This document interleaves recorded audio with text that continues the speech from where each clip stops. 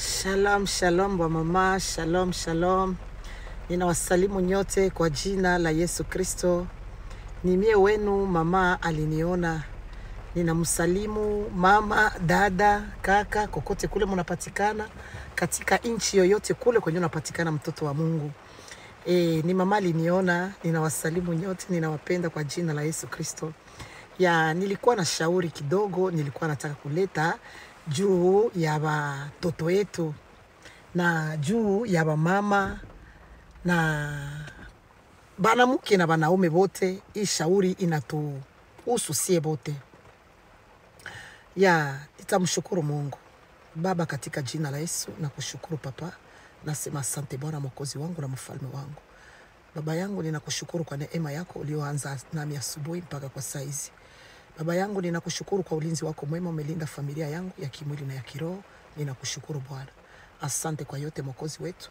Najua na saizi Baba utakuwa pamoja nami. Niko na shauri kidogo ninataka kutoa katika kwa watoto yako Papa. Uwe pamoja nami Bwana, unionekanie Papa. Acha neno hili Bwana liweze kuingia katika masikio ya watoto wako, waweze kuipokea, wasinione mimi, wakuone wewe Bwana. Katika jina lako Yesu Kristo naomba na kuamini. Amen. Amen, amen watoto ya Mungu. Nilikuwa na shauri kidogo nilikuwa nataka kuleta hapa kwa mama. Mama, batoto yetu baramuke, batoto yetu wanaume. Hii shauri inatuhusu sie bote. Mama ya ndoa, baba benye biko na babibi, batoto yetu benye bayaolewa, jene, garso, niseme tu batu yote. Hii shauri sitakuwa mrefu sana. Ni shauri nataka kuleta katika societe. Nataka kuileta inisaidie na ikusaidie wewe. Kwa maana tunakuwa saa za mwisho. Tunakuwa saa za mwisho batoto ya Mungu. Tunakuwa saa za mwisho batoto ya Mungu. Tuwe makini sana. Yesu Kristo anakuja. Anakuja kumlipa kila mtu kadiri na kazi aliyoitenda. Neno la Mungu linasema katika kitabu cha Ufunuo. Inasema hivi. Aseni heri wafuao katika Bwana, maana matendo yao yatafuatana nao. Tunakuwa wakati mbaya. Dada, kaka, mama, jua matendo yote yenye kunatenda. Njoo yenye andiko inasema itafuatana nawe. Pesa zitafuatana na wewe.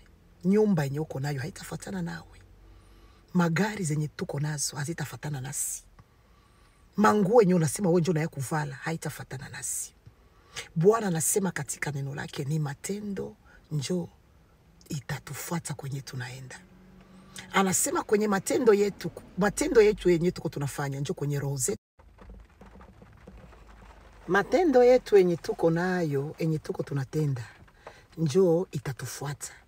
Lakini neno la Mungu alikusema aseme batoto yako batakufuata, wala nyumba yako itakufuata, wala pesa zako zitakufuata, wala familia yako itakufuata, wala manguo wala bilato abitakufuata. Manaki Bwana anakuonesha kama vitu vyote benye tuko tunaona na macho hii ya nyama, hakuna chochote kile kenye kitasimama kikutetee. Bwana anasema ni matendo tu ndio yenye itafatana nasi.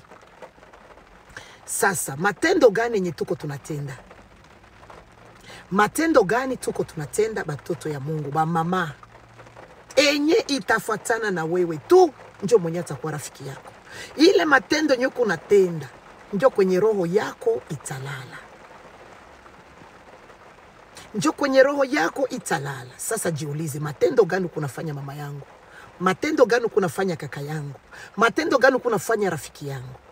Ni matendo gani kunafanya enye itafuatana na wewe? Tuwe makini sana. Yesu Kristo anakuja. Yesu Kristo anakuja. Na hii neno ya leo Bwana alipenda mtu moya aweze kuisikia. Bwana anasema unaposikia sauti yake, usifanye moyo wako kuwa mgumu. Usifanye moyo wako kuwa mgumu. Sikiliza sauti ya Mungu na uifanyie kazi.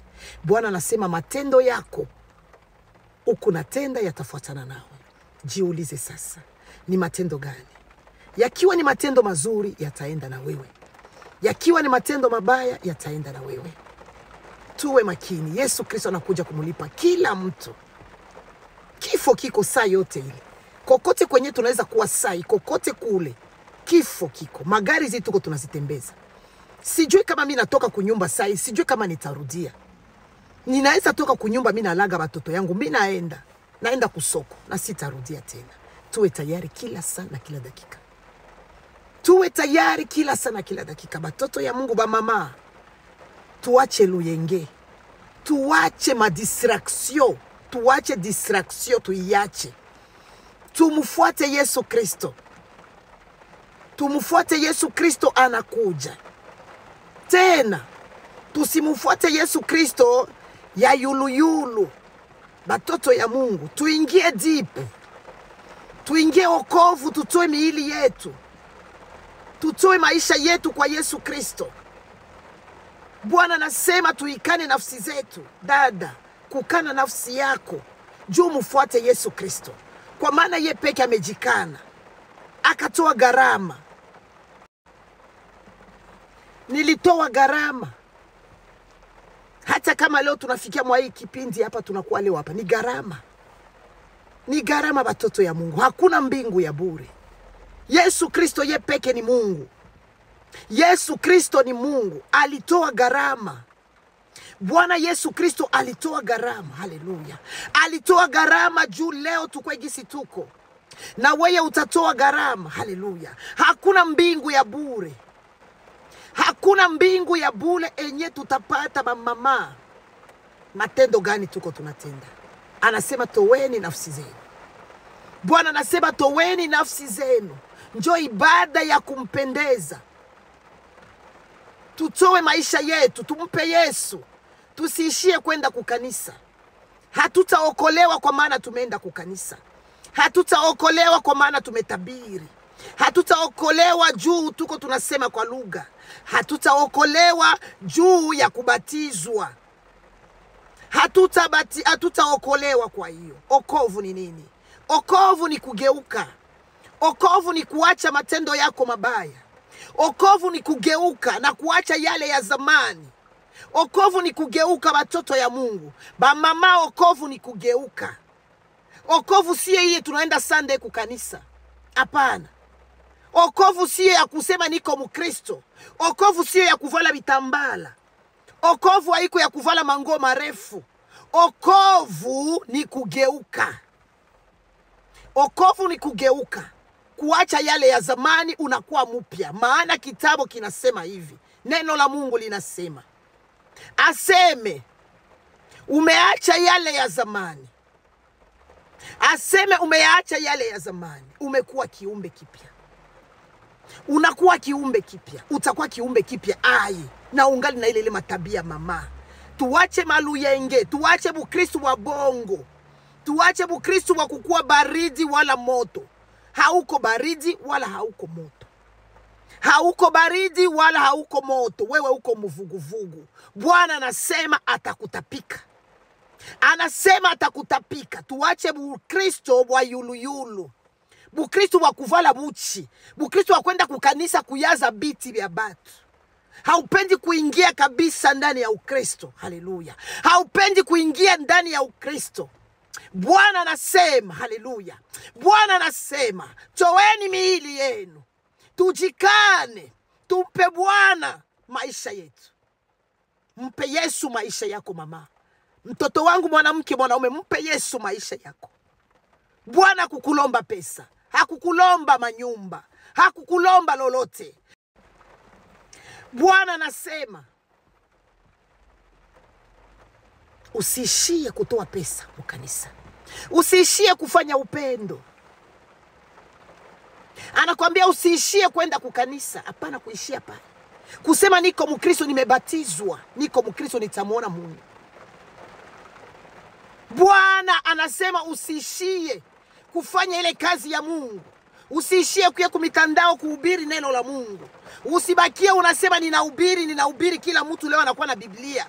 Kila mtu anakuwa na neno la Mungu. Kila mtu anakuwa na neno la Mungu. Kila mtu anahubiri gisi anataka. Kila mtu anasema na mimi niko mtumishi wa Mungu. Bwana anasema usiishie pale. Bwana anasema usiishie kutoa pesa zako mkanisa. Usiishie kulisha mayatima. Usiishie pale kulisha wajane. Usiishie pale kulisha watumishi wa Mungu. Usiishie kukoropa mkanisa. Bwana anasema anataka umupe maisha yako. Bwana nalomba tu ni maisha yako.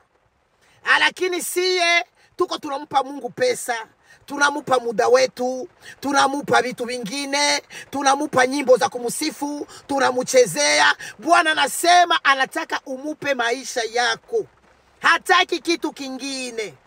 Lakini Bakristo leo maisha yetu unakuwa nayo ni ya mizaa. Okovu yetu ni ya mizaa. Okovu yetu haiko ya kuingia. Inakuwa Mungu ataelewa, Mungu hataelewa. Mungu hataelewa watoto ya Mungu. Yesu Kristo anakuja. Shetani iko anapenda ubakie mwa hiyo maisha ya uvuguvugu. Shetani anapenda ubakie na ile Bukristo ya bongo bongo. Shetani anapenda ubakie na Bukristo ya bongo. Bukristo yenye haiko inakamilika. Bukristo mwenye uivye. Bukristo mwenye uingie dipu. Utakuwa Mkristo gani mwenye uwake moto? Haleluya. Haleluya, asante Bwana. Utakuwa Mkristo gani mwenye huko na waka moto? Ni afadhali usingelikuwa Mkristo. Ni afadhali usingejiita Mkristo. Maana Mkristo anapasha kuwaka moto. Mkristo anapasha kuwaka moto. Usipowaka moto hauko Mkristo. Hata mtumishi wa Mungu, usipowaka moto hauko mtumishi wa Mungu. Haleluya. Hauko mtumishi wa Mungu. Mkristo wote anapasha kuwaka moto. Ni afadhali usijiite Mkristo. Ni afadhali usiende kukanisa. Bakia kunyumba utafute uso wa Mungu. Na kama unaenda kukanisa, uende kukanisa, lakini rudia kunyumba. Biblia inasema ibada njema inaanzia nyumbani. Ibada njema inaanzia kunyumba. Dada, uko na Mkristo gani? Uko na Mkristo gani? Biblia inasema kitabu cha Mathayo 25, kulikuwa wanawali wapumbavu. 5 wapumbavu na 5 wenye busara. Wengine walikuwa na mafuta yao na wengine hawakuwa na mafuta. Balikuwa na mafuta. 5 balikuwa na mafuta na wengine balikuwa na mafuta. Lakini wengine 5 mafuta yao ikaisha. Benye balikuwa na busara balikuwa na mafuta yao. Tusionekane wale wapumbavu, tuonekane wanawake wenye busara. Na wale wanawake wenye busara walichunga mafuta yao. Mkristo, mama, kokote kwenye uko, chunga mafuta yako Mkristo. We mwenye uko na waka moto, chunga Ukristo wako, chunga mafuta yako. Atakapokuja usiku wa manane, aje akuchukue. Atakapokuja usiku wa manane, akutane tala yako inawaka. Kwa maana nimesoma kitabu kule cha Mwanzo, kikasema hivi, asema hekalu la Mungu lilikuwa linawaka moto, lilikuwa linawaka moto, lilikuwa linawaka moto. Asubuhi mpaka magharibi moto ulikuwa unawaka katika hekalu la Mungu. Sasa Bwana anasema haleluya, haleluya. Bwana anasema hekalu ni sisi sasa. Sisi ndio tunakuwa hekalu la Mungu. Anasema moto uwake ndani mwetu kila sana, kila dakika. Haleluya, haleluya, haleluya. Bwana anasema sisi tunakuwa hekalu lake. Anataka tuwake moto asubuhi mpaka magharibi. Dada yangu kule kwenye uko kukote kule, unawaka moto. Haleluya, haleluya, haleluya, haleluya, haleluya, haleluya, haleluya, haleluya, haleluya, haleluya, haleluya, haleluya. Haleluya. Bwana anasema sisi ni hekalu lake. Haleluya, haleluya, haleluya. Bwana anasema tuwake moto asubuhi na magharibi. Haleluya. Utakuwa Mkristo gani dada? Hauwake moto. Bwana anasema uwe Mkristo wenye unawaka moto. Usiwe mvuguvugu, usiwe baridi wala moto. Anasema atakutapika. Haleluya, haleluya, haleluya, haleluya, haleluya Bwana. Haleluya Yesu. Haleluya, haleluya Bwana. Haleluya, haleluya, haleluya, haleluya Mwokozi. Haleluya, haleluya, haleluya, haleluya, haleluya, haleluya, haleluya, haleluya, Hallelujah. Hallelujah. Hallelujah. Hallelujah. Hallelujah. Haleluya. Haleluya Bwana. Asante mtoto wa Mungu. Ninakuambia mtoto wa Mungu, Bwana anasema wewe unakuwa hekalu. Dada, ni afadhali usingeitwa Mkristo. Mkristo mwenye hawake moto. Ni afadhali usingelikuwa Mkristo. Mkristo wote anaenda mbinguni anapaswa kuwaka moto asubuhi mpaka magharibi. Kwa maana nimesoma maandiko ikasema, asema hekalu lilikuwa linawaka moto. Aseme moto haikuzimika katika hekalu lile. Aseme moto haikuzimika. Moto uliwaka asubuhi na magharibi. Na sasa hekalu la leo, hekalu ni wewe. Hekalu ni wewe unajiita Mkristo. Hekalu ni mimi. Ninakuwa hekalu la Roho Mtakatifu. Ninakuwa hekalu la Mungu. Anafanya makao yake ndani mwangu. Anaishi ndani mwangu. Ninatembea naye. Ninakula naye. Ninasema naye. Bwana anasema wake moto asubuhi na magharibi. Maana wewe umekuwa hekalu la Bwana. Sasa dada yangu, unajiita uko Mkristo. Uko hekalu gani? Hekalu lako linawaka moto. Anasema hekalu lako lisipowaka moto,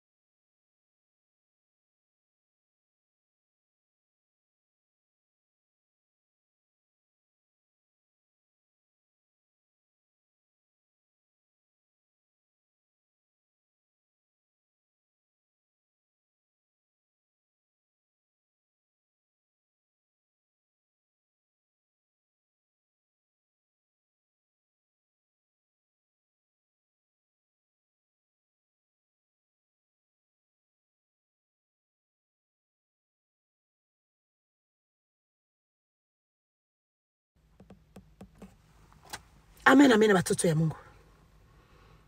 Bwana anasema mpe maisha yako, afanye kazi na wewe. Atakapokuja na mwaliko mkubwa usibakie.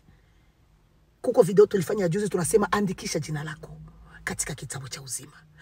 Ufunuo 12 nasema nini? Aseme kila jina, aseme kila jina ya mtu wowote, aseme yeyote ule mwenye jina lake alikuandikwa katika kile kitabu cha uzima alitupwa nje. Dada, hautaandikisha jina juu kuna tosha pesa mkanisa. Hautaandikisha jina lako mkitabu cha uzima juu kunaenda kila siku Sunday kukanisa. Jina lako halitaandikwa juu unatosha pesa. Jina lako halitaandikwa kwa maana ulifanya upendo, ulilisha mayatima, ukalisha wajane. Usihangaike, usipoteze muda wako bure. Jina lako halitaandikwa kwa hiyo. Jina lako litaandikwa ikiwa umempa Yesu maisha yako. Jina lako litaandikwa ukiwa umeishi maisha matakatifu. Jina lako litaandikwa kwa kuwa kama umempenda Mungu na moyo wako wote. Ukazama mkuomba, ukazama kusoma neno, ukazama kubifungo. Jina lako andikisha jina lako. Yesu anakuja, haya kwa tuleti. Bwana yasema uyachelewa. Nilitaka kusema hapa kitu kidogo nisiende mbali watoto ya Mungu, sitaki kukawia. Heshima. Nilikuwa nataka kusema heshima. Batu bengi batakosa mbingu juu ya heshima. Hii ni shauri kidogo nitakutoa. Heshima. Batu wanawaza kufanya bumbaraga njo kukosa mbingu. Batu wanawaza kuwa Freemason njo kukosa mbingu. Banawaza seme kufanya ile mazambi ya munene njo kukosa mbingu. Hapana, tutakosa mbingu kumabitu bwa kidogo sana. Heshima, nasema tu juu ya heshima. Ukuwe mtumishi wa Mungu kama una heshima hautamuona Mungu.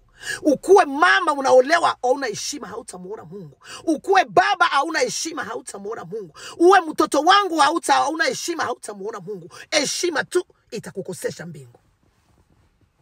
Kitabu cha Yakobo 2:10 inasema nini? Inasema ukiweza sheria zote na ukikosa moya unakosa juu ya yote uliyoyatumikia. Tuwe makini. Kitabu cha waraka wa Yohana sura ya 1 na mstari wa 8 inasema nini? Inasema jiangalieni nafsi zenu musiyapoteze mlioyatumikia. Jiangalieni nafsi zenu, na ndio maana watu wengi watayapoteza waliotumikia, kwa maana wengi hawana heshima. Unawaza heshima itakupeleka jehanamu? Kukosa heshima itakupeleka jehanamu. Nitaanzia kwa watumishi ya Mungu. Batumishi ya Mungu bengi bakwe batumishi banamuke, bakwe batumishi banaume, heshima hakuna. Na ile kukosa heshima hakuna mwenye atamuona Mungu. Haziakiwe, anasema apandacho mwanadamu atakivuna. Mungu haziakiwi. Mungu hana rafiki na mtu. Mungu anakuwa rafiki ya mtu mwenye anaishi maisha ya matakatifu. Haangalie ulihubiri ukapasua milima. Musa alionana na Mungu macho kwa macho. Aliongea na Bwana mdomo kwa mdomo Musa. Lakini Bwana alimwambia, unaona Kanani njoo ile hautaingia. Na njoo Musa, wewe mtumishi, ulishafanya nini? Ulishafanya nini juu ukosee batu heshima na adabu? Batumishi bengi juu yeye ni pastor, juu ni mtumishi anavala koti, yeye hawezi kuheshimu batu. Yeye iko yulu sana. Adabu, heshima. Ukikosa heshima kwa batu bakubwa benye bana kushinda miaka, hautamuona Mungu. Mungu haziakiwi. Soma kitabu cha Yakobo 2. Hautamuona Mungu. Heshima kubwa benye bana kushinda miaka. Kuwa na adabu, kuwa na heshima, muone Mungu. Biblia inasema nini katika kitabu cha Wakorinto? Inasema upendo ukose heshima. Upendo ukose adabu. Maana kama huna adabu, kama huna heshima, hauna upendo. Ukimpenda mtu utamheshimu. Ukimpenda mtu utamheshimu. Sasa kama umheshimu mtu, maana hauna upendo na hautamuona Mungu. Sie mama benye tunaolewa hatuna heshima kwa bwana yetu. Adabu hatuna. Hatutamuona Mungu. Heshima tu. Ulimsongea bwana yako, ulimupigia, ulimuzalia watoto, ulimupa kila kitu. Lakini ukimuima mume wako heshima, hautamuona Mungu. Utamheshimu mume wako. Tusipowaheshimu wale wa Bwana benye tuko nabo, hatutamuona Mungu. Tujifunze kuwa na adabu. Si mama benye tunaolewa, tuwe na adabu, tuwe na heshima. Batoto yetu benye tunazala, basipokuwa na heshima, mtoto mwanamke wala mwanaume, usipokuwa na heshima, kuheshimu mama yako wala baba yako, haiko heshima tu ya baba yako na mama yako, heshimu na ule mtu mwenye unakubalabala. Tena waheshimu kwa kweli, hapana uheshimu ya unafiki. Hapana kuheshimu mtu jiko na vitu vyake. Hapana kuheshimu mtu adabu za maentere. Hapana kuheshimu mtu juu iko na pesa zake. Hapana kuheshimu mtu kwa maana unamuona iko na benye atakupatia. Heshima unapaswa kuheshimia mtu awe masikini awe tajiri. Heshima inatakika kwa mkubwa na kwa mdogo. Mkubwa heshimu mtoto, na mtoto aheshimu mkubwa. Haiko kusema heshima inatakika kwa bakubwa tu, hapana. Heshima inatakika kuna kubatoto. Wewe mtu mkubwa heshimu na mtoto.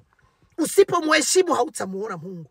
Wao ni mtoto tu, unamfanyia benye unataka, unamtukana matusi unataka, hautamuona Mungu hata kama unafanyaka nini. Anasema yeye ni mtakatifu na ndani yake hamuna giza. Anasema ndani yake hamuna giza. Yeye ni mtakatifu na anataka sisi tuwe watakatifu, maana yeye ni mtakatifu.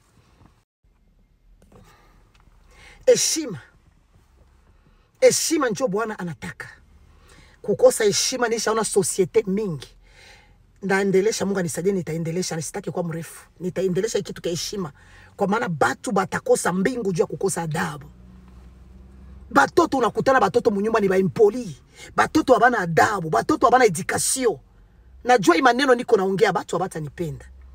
Batu habatanipenda, lakini sina vya kufanya. Mimi sikuja hapa kwa kumpendeza mtu. Sikuja hapa kumpendeza mwanadamu. Nilikuja hapa kumpendeza Mungu na kuonya na kukemea.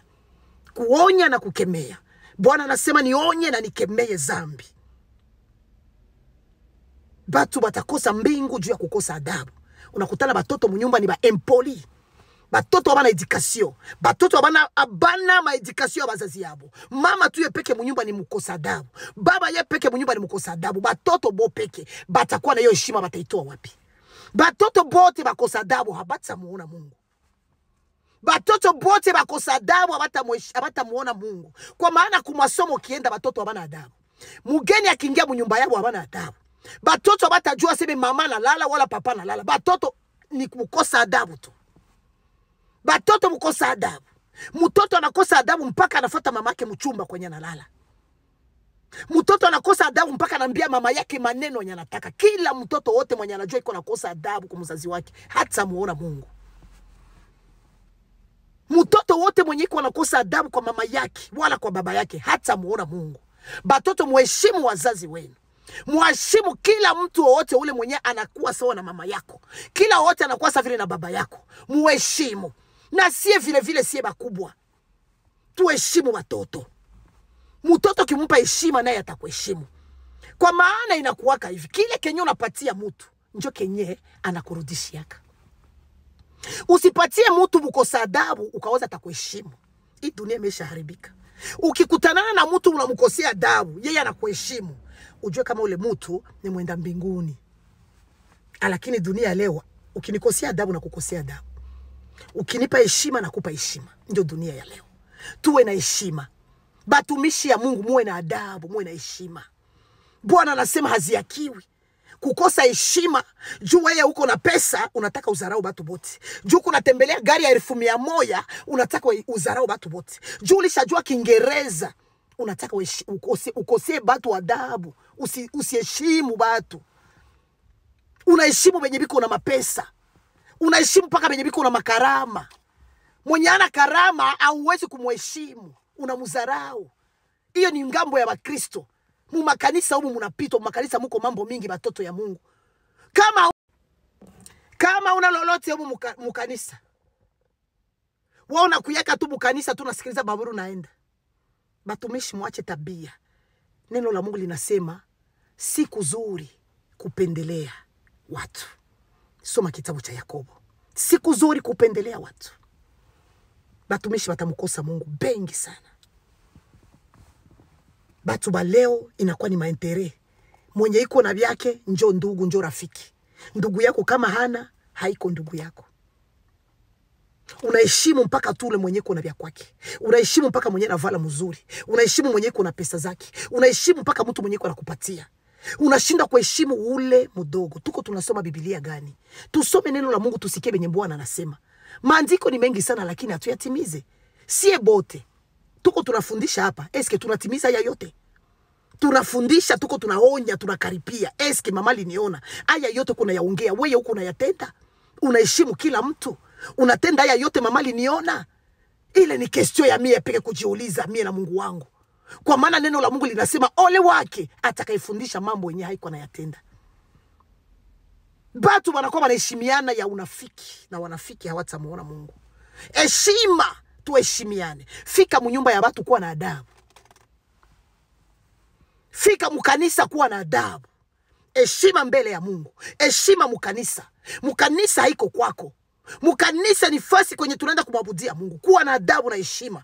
Fika munyumba ya watu kuwa na adabu na heshima. Heshimia kila mtu mwenye unaona mbarabara.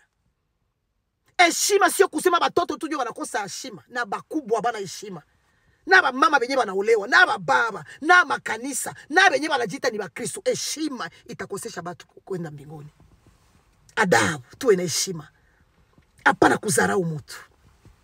Hapana kudharau mtu, haujue ule mtu Mungu anamuona modele gani. Utanidharau, lakini haujue Mungu ananiona modele gani. Utanikatala, lakini haujue Mungu ananiona modele gani. Eski kama unanikatala, Mungu ananikatala? Mungu hayanikatala, Mungu angana ananipenda. Mungu ananipenda, hanikatale. Bwana kasema msiwaogope hao wanaoweza kuua mwili, basi waweze kuua roho. Anasema tumuogope ule mwenye anaua roho na mwili. Tuwe makini sana. Heshima. Tuwe na heshima. Tuheshimiane. Twende mu makanisa tuheshimiane.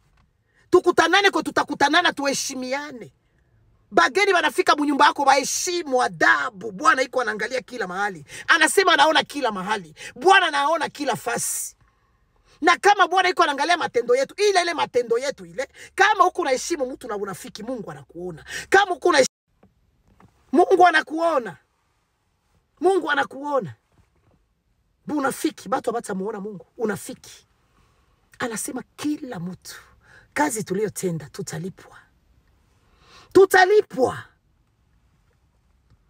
Tutalipwa. Matendo yetu yenye tuko tunatenda tutalipwa. Bwana anasema tunakuwa muda wa mwisho. Tuweze kumkaribia. Mama, sina maneno mengi ya kuongea. Nilikuja hapa kusema juu ya heshima, adabu. Tuheshimiane. Mkubwa heshimu mtoto, mtoto heshimu mkubwa.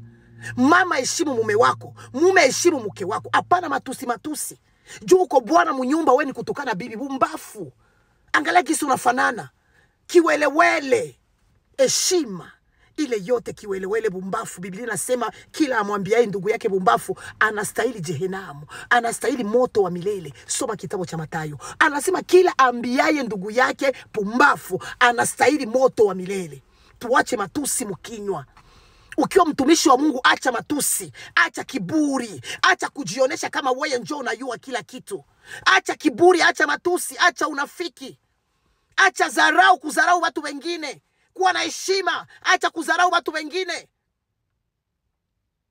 Bwana anasema na alikuja juu ya magonjwa, hakukuja juu ya wale wenye haki. Tuheshimiane.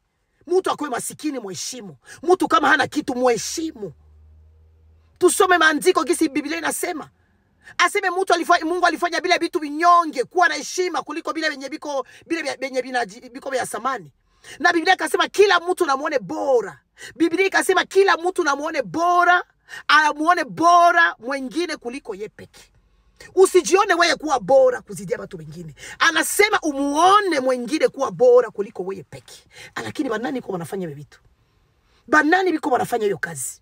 Hakuna mwenye anafanya hiyo kazi. Kila mtu anajiona yeye ni bora. Mie njo binayua. Mie njo niko hivi. Mie njo niko mtakatifu. Sie njo tuko aba. Sie njo tuko watakatifu. Sie njo tuko hivi. Bengine biko bure. Bengine bajue kitu. Bengine bana Mungu. Sie njo tuko na Mungu. No.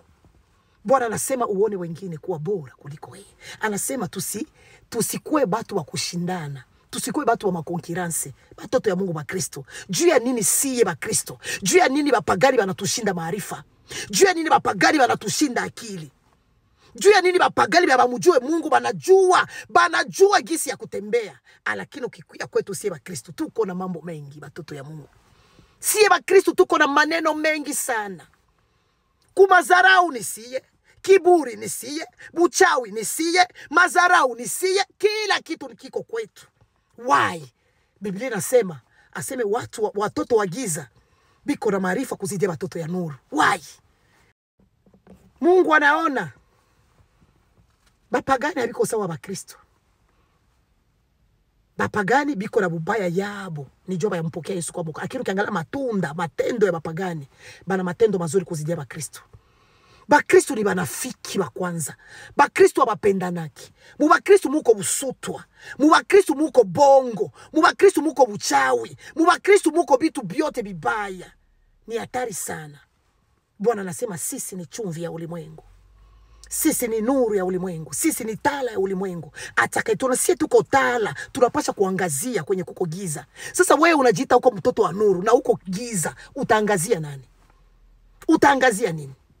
Bwana anasema sisi ni nuru. Tuangazie kule kwenye kuko giza.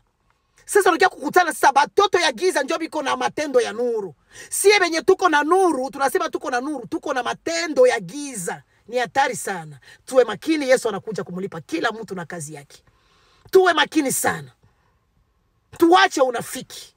Tuache buchawi. Tuache bulozi batoto ya Mungu. Tutaenda nayo wapi? Yesu anakuja. Tuache buchawi, Yesu anatuita. Tuache unafiki. Tuache kudharau watu wengine. Tuache kujionesha kama sie ndio tuko watakatifu. Sie ndio tunajua sana kuzidia wengine. Bwana anasema walio wa kwanza watakuwa wa mwisho na walio wa mwisho watakuwa wa kwanza. Biblia inasema wazi, tuwe makini, tukue humble. Tuache kujivuna. Tuache kuhukumu watu wengine. Bwana ametutia hapa ni kuonya tu. Hakututia hapa juu tuhukumu. Wewe hauna mamlaka ya kuhukumu mtu. Hauna mamlaka kuambia mtu wewe utakuwa hivi, wewe utakuwa hivi. No. Mkinya mtumishi mko mnatoka mni malaana. Laana. Tunasoma Biblia inasema vinywa vyetu vya kumsifu Mungu, sio kutoa malaana mu vinywa vyetu. Tuwe makini, Yesu anakuja kumlipa kila mtu na kazi yake aliyofanya. Heshima. Tuheshimiane. Ni heshimu na mimi nikuheshimu. Kama uko sawa vile baba ni kuheshimu kama vile baba, na kuheshimu kama vile baba yangu. Kama uko sawa vile mama ni kuheshimu kama vile mama yangu. Mtu mwenye anakushinda miaka 2 hapana kumdharau aseme juu uko hivi. No, anataka heshima ya kweli. Na ile maheshima ya unafiki. Bwana anachunguza mioyo na viuno. Njogi sana sema anachunguza mioyo na viuno. Maana Bwana anasema anachunguza mioyo na viuno. Maana yake nini? Anachunguza na nia yako. Unamheshimu mtu juu ya nini? Juu ya intere, juu ya benye iko navyo. Mungu anasema kuwapendelea watu sio kuzuri. Heshima, hapana kukamata hapa njoo utaheshimia hapa wengine utawaheshimia. Bwana anasema tuheshimiane. Batu bengi banakosa heshima. Mungu anisaidie nikipataka hii somo ni somo. Tuwe na heshima. Tuwe na heshima, tumuone Mungu. Bwana hata kubali hata kosa moja. Hata kosa moja Bwana hata ikubali. Hata kubali hata kosa hii moja. Bwana anataka tuwe na heshima. Dada, jiangalie, mpe Yesu maisha yako. Yesu anakuja. Tuache Bukristo wa kivuguvugu. Shetani anakuacha uende kukanisa, lakini hata penda ufike mbali na Yesu Kristo. Ukisoma kitabu kule cha Mwanzo kule, usikie gisi Farao usikie gisi Farao aliambia Musa. Akaambia ninawaacha mwende lakini msifike mbali. Alimwambia Musa na kukubalia beba watoto ya Mungu baende kumwabudu Mungu kule jangwani. Lakini basifike mbali. Shetani hapendi ufike mbali na Mungu. Haleluya. Shetani hapendi ufike mbali na Mungu.